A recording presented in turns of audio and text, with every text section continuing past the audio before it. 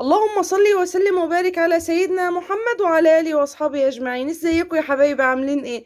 انا اميره احمد ودي قناتي. لو اول مره تشوفوني او تزوروني فعلوا زر الجرس واشتركوا في القناه عشان يوصلكم كل جديد. النهارده انت جايه لنا بايه يا اميره؟ النهارده جايه لكم بطريقه حلوه قوي، طريقه دبابيس جميله، طريقه رز بالخلطه. طريقه تعجبكم جدا. يا رب تنول اعجابكم. يلا بينا نخش على الطريقة ونخش على المقادير ونخش على الوصفة بتاعتنا عشان ما نتكلمش كتير. يلا بينا. وبكده يا حبايب قلبي نخش على مقاديرنا على طول، واقول بسم الله خير الاسماء، بسم الله الذي لا يضر مع اسمه شيء في الارض ولا في السماء وهو السميع العليم. يلا بقى نخش في مقاديرنا على طول من غير كلام كتير. معايا هنا الدبابيس بتاعتي بالشكل ده كده. انا غسلتها ونقعتها ونضفتها وعملت المحلول النقع اللي احنا متعودين على مع بعض ان احنا نعمله دايما. خليتها زي الفل زي ما انتم شايفين كده يا جماعه قدامكم اهي. تمام. وغسلتها غسيل جيد جدا بالدقيق والملح والليمون وشويه من السكر طبعا وشويه من الدقيق، ونقعتها نقع كويس جدا وطلعت معايا بالشكل الجميل ده وبيضه زي الفل اهي. اركنها بقى كده على جنب، واجيب بقى البهارات بتاعتي هنا كده، واجيب شفشق الخلاط بتاعي والخضار بتاعي واقول هنعمل ايه. معايا هنا طماطم، معايا هنا بصل، معايا هنا توم، معايا هنا فلفل اخضر احمر، معايا فلفل اخضر، معايا طماطم. هنزل هنا في شفشق الخلاط بتاعي بكل المكونات بتاعتي اللي انتوا شايفينها دي كده اهو. معايا يا جماعه توم، معلقه من التوم كده صغيره. هنزل بكل المقادير بتاعتي دي كده في قلب الخلاط. عايزه تفرموها في الكبه افرمي، عايزه تفرميها في الخلاط افرمي، مش هتفرق يعني. المهم ان انا عايزاها تتفرم فرم جيد جدا. معايا هنا يجي 3 4 معالق من الزيت كده. هنزل كده على المكون بتاعي. تمام. معايا هنا معلقه صغيره من بهارات الفراخ اهو. كل حاجه كده معلقه صغيره، معلقه صغيره من بهارات الفراخ، معلقه صغيره من الفلفل الاسمر زي ما انتم شايفين كده، كمون. كل مقاديري بمعلقه صغيره. كزبره،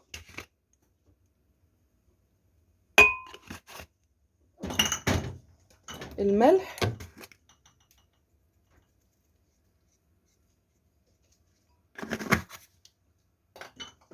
كل المقادير بتاعتي اللي انا حطيتها كده. تمام كده.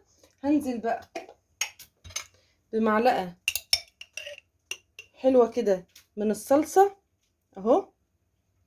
يبقى انا حطيت ايه في الخلاط هنا او في شفشق الخلاط؟ حطيت طماطمتين صغيرين وبصلايه وقرنين فلفل اخضر وحته من فلفل احمر ومعلقه توم صغيره، وحطيت هنا معلقه كبيره من الصلصه. حطيت بقى كل البهارات بتاعتي بالمعلقه صغيره، ملح وكمون وكزبره وفلفل اسمر وبهارات فراخ. ما حطيتش اكتر من كده. وحطيت 3 4 معالق من 3 4 معالق من الزيت. هنزل هنا بقى بشوية باربيكيو كده عشان اطعم يجي معلقة كده، معلقة باربيكيو كده.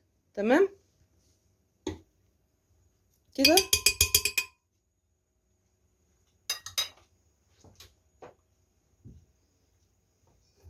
ومعايا هنا معلقة من الخل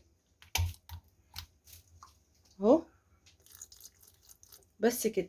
دي كل مقاديري وكل مكوناتي. هفرم الخلطة دي كلها كده وارجع لك تاني. وبكده حبايب قلبي انا فرمت كل المكونات بتاعتي اهي اللي كانت معايا. ما حطيتش عليها ميه يا جماعه خالص، هي لزجه زي ما انتم عارفين شايفين كده.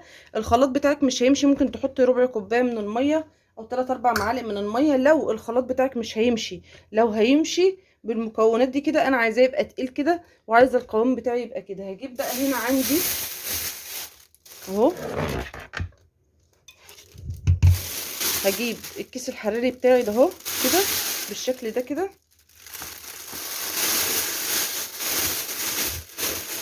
اهو.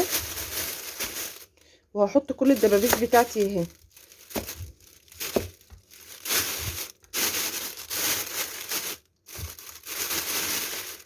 تمام. احط كل الدبابيس بتاعتي بالشكل ده كده. لسه ما عملتش اي حاجه فيه طبعا. انا غسلاها ونقعاها ومظبطاها ومخليها زي الفل قدامكم اهو.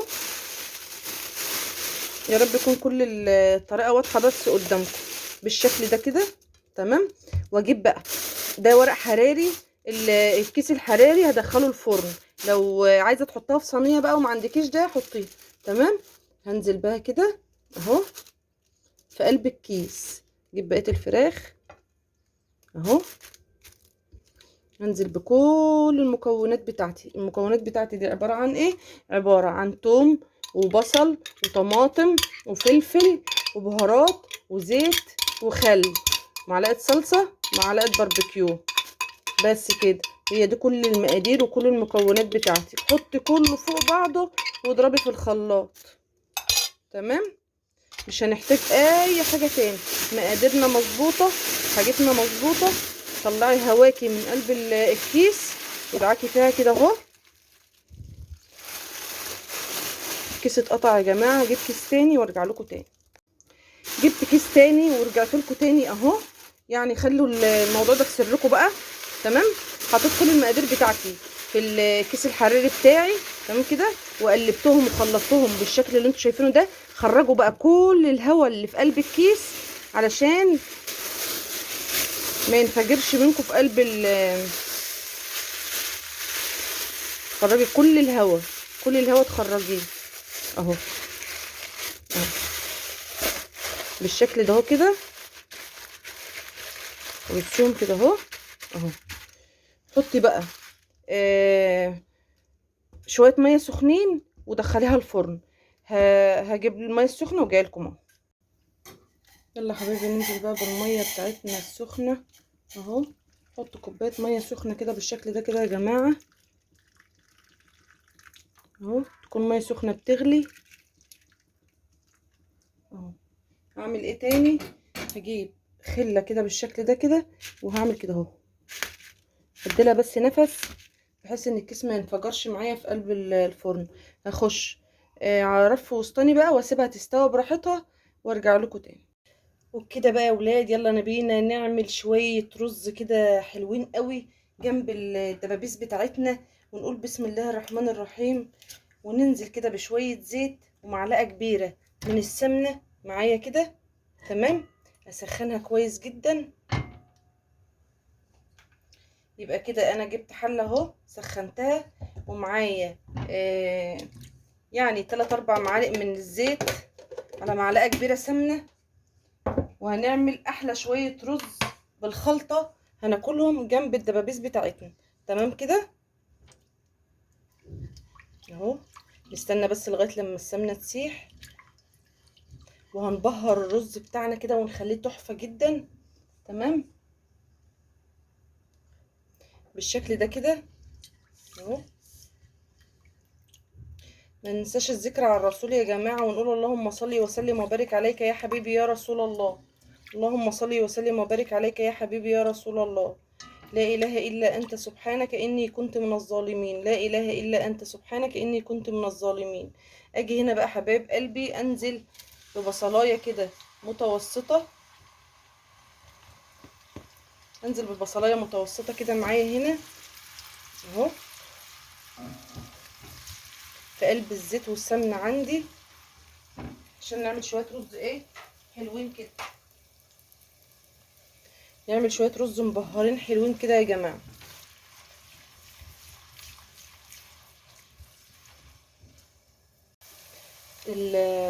البصل بتاعي خد تشويحه كده. انا مش عايزاه يتحمر. هو خد تشويحه كده معايا هنا بقى كبد وقوانص غسلاها ونقعاها ومخليها زي الفل معايا كده بالشكل ده كده. هنزل بالكبد والقوانص معايا كده بالشكل ده اهو. غسلاها ونقعاها يا جماعه ومظبطاها ومقطعاها كده بالشكل ده كده. تمام. هنزل بقى على الرز بتاعي على البصل بتاعي هنا كده وادي لها تشويحه محترمه. تمام. هنزل بشويه فلفل اسمر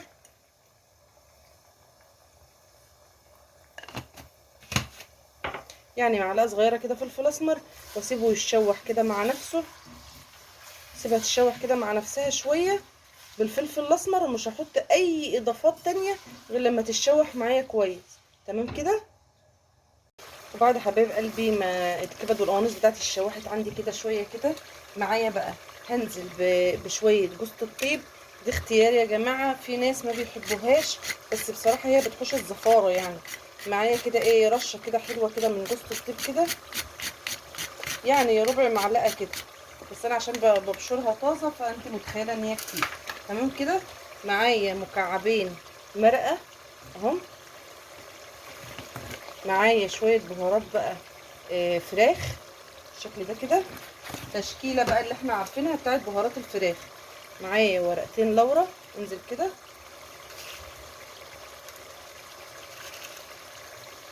معايا مستكه، معايا حبهان، وهنزل بيهم هنا كده، واتبل بقى واشوح الكبد والقوانص بتاعتي كده معايا، وشموا بقى الريحه.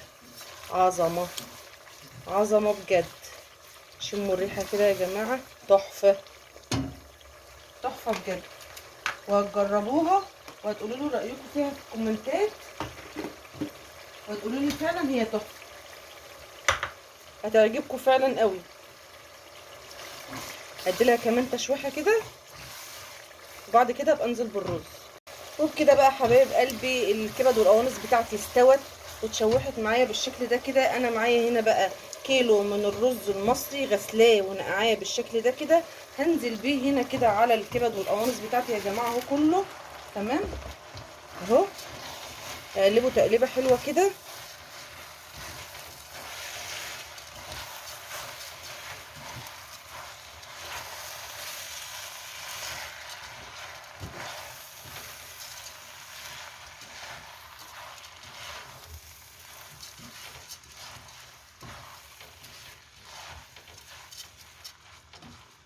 معايا هنا بقى حته من قرن فلفل احمر انا مقطعاها كده بالشكل اللي انتوا شايفينه ده كده، هنزل بيها على الرز قبل ما احط ميته وقبل ما احط اي حاجه. تمام كده اهو. هقلبهم كلهم كده في بعض تقليبه محترمه بالشكل ده كده. الرز بتاعي مغسول ومنقوع اهو. هحط له بقى الميه بتاعته.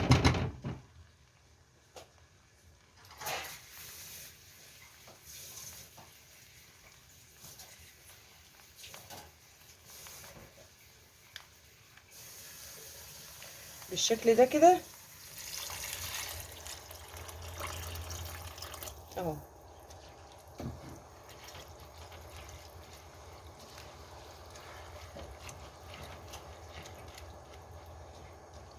يتشرب الميه بتاعته، ولو احتاج احط له تاني لان انا غاسله الرز بتاعي وكنت نقعاه.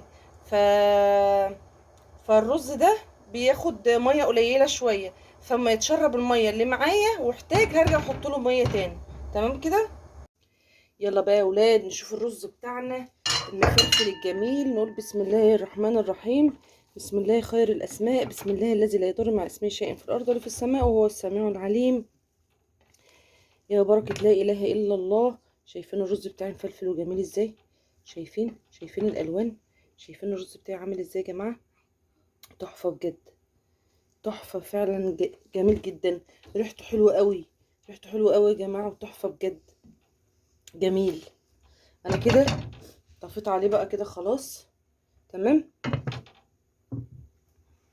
يلا بقى يا جماعه نفتح الفرن بتاعنا مع بعض ونقول بسم الله الرحمن الرحيم. احنا كده شوفنا الرز بتاعنا خلص وطفينا عليه كده. الفراخ بتاعتي بقت زي الفل اهي، شايفين؟ هفتح بقى الفراخ بتاعتي استوت وبقت زي الفل. انا هفتح بقى الكيس بتاعي